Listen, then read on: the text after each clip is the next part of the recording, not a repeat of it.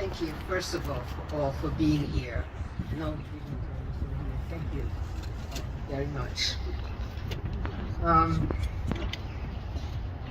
Everything that was said about my family is absolutely true, and I'm glad I'm not talking about that today. They already know. But April is my birth month, and this year it loomed very large as I entered my 80th year of life. My birth country is Holland, and I am a survivor.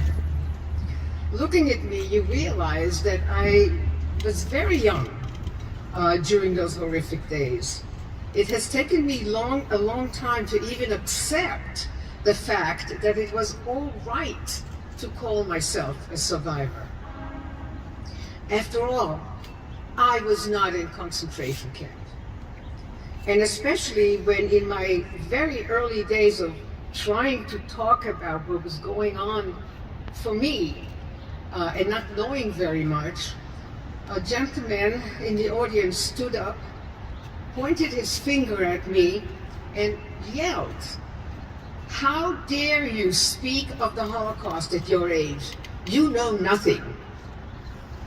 He was right. I knew nothing.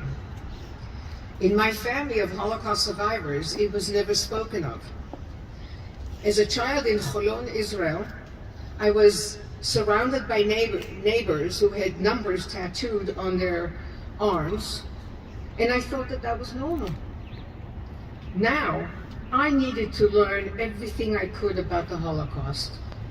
The more I learned, the more I needed to know. That also was the motivating force for me to go to rabbinical school. I needed to understand a little bit more why my people were hated throughout the world as they were. Slowly, I became a better and more knowledgeable speaker. When Millie Jasper, the executive director of the Holocaust and Human Rights Education Center, called me a couple of days ago, when this wonderful and dedicated woman called and asked me to share with you today why I do this, why I choose to stand before you and all the other incredible groups who have come out despite bad weather or other obstacles to commemorate Yom Hashoah, I was a little stumped. I don't think I ever really thought about the why of it in depth. Yes, there is the obvious, of course, and that is education. We must educate, tell, and retell not only of the evil of the Holocaust, but also of the incredible courage and heroism of the people that both perished and survived. And yes, there was always a vague feeling inside of me that I needed to do this. But why? I needed to go much deeper inside myself to come up with an answer, not just for you, but for me as well. As I mentioned before, I turned 80 this month. In the Netherlands, my family was very active with the Dutch resistance and underground. The Nazis marched into The Hague in May of 1940, when my mother was but 16 years old. Everything changed drastically. As a Jew now, my mother was no longer allowed to even walk in the park with her girlfriend. She was not allowed to ride her bike, which was immediately confiscated by the Nazis, and she was no longer allowed to go to school. Food became non-existent. Jewish men were rounded up and sent away to what they thought was labor camps, and of course we know today that they were death factories. At the age of 17, my mother was engaged to be married to a man called Richard Levy. His job was the underground, was to discover which families were going to be deported to concentration camps, whether labor or death, and smuggle them out. Richard Levy was caught, and at first he was sent to a concentration camp in Holland. Well, he never returned home. From Westerbork in the Netherlands, he was transported out to Theresienstadt, where he contracted the deadly disease typhus, from which he then died a year or so later at Auschwitz. Richard Levy was my father, and I never knew him. Like so many at Auschwitz, where 1.1 million Jews were murdered, he died. He was 32 years old. I speak to honor my father, Richard Levy. I speak to honor Oma Babette, Grandma Babette, my great-grandmother, who at the age of 85 was shoved into a suffocating cattle car and transported to Auschwitz. She survived that trip, pressed body to body without water or sanitary facilities, only to be murdered immediately when she arrived at Auschwitz. I speak to honor the rest of the family members who were murdered, whose names I found this past August at the newly erected Names Monument in Amsterdam. I speak to honor the Roma and the Sinti. I speak to honor all those who were born different and thus deemed unfit for life.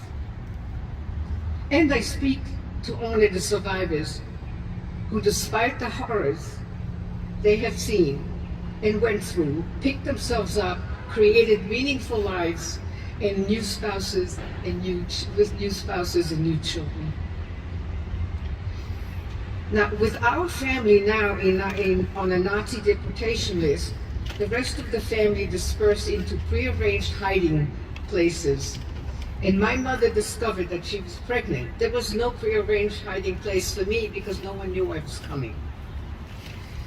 A few months after my birth, I was taken away from my mother and spent the next 2 years in total darkness and isolation, deprived of food, human contact, and any form of sanitation.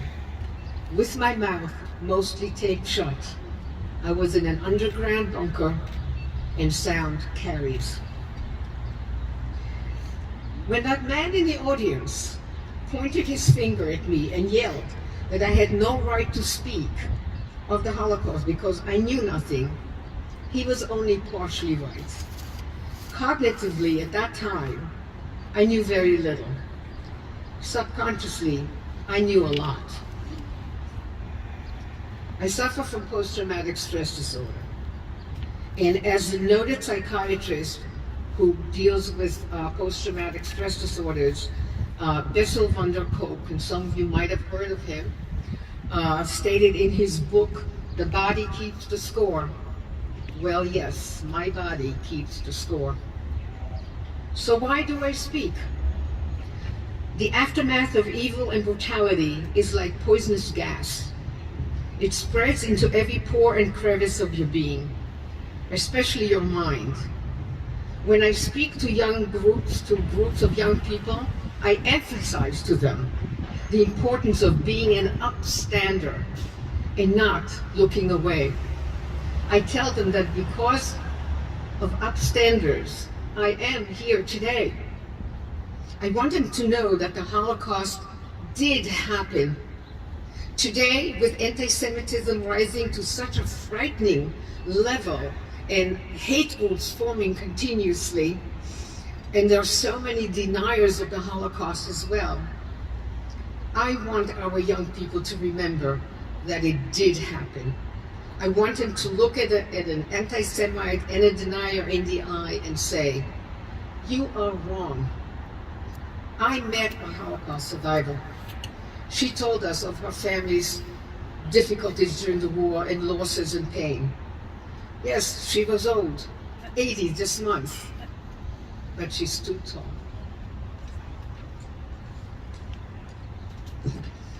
This poem that I'm about to read is very short, but it'll tell you a little bit about how I feel today. It's called, Yes, I Am a Hidden Child. Today, I am grateful. Today, I am thankful. Today, I am happy, for I am here I stand with you. Today I am grateful. Today I am thankful to be here and not there. To be here and not in the underground bunker.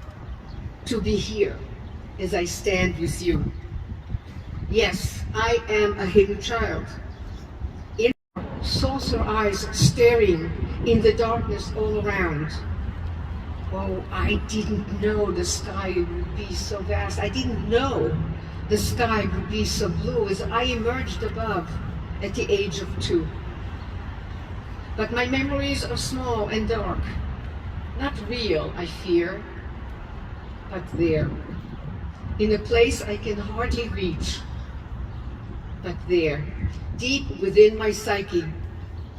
And a tight lid holding them within has loosened. And a jagged fragment escapes, and then another, but not enough, I fear, to make me whole.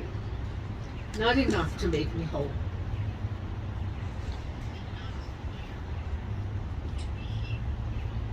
So I cry for the infant tucked away from love, away from sunshine, and away from smiles, and away from life. In a muddy bunker, beneath the ground. Safe then, they said, but never safe. Not then, not now. But today I am grateful. I am happy to be here, standing with you.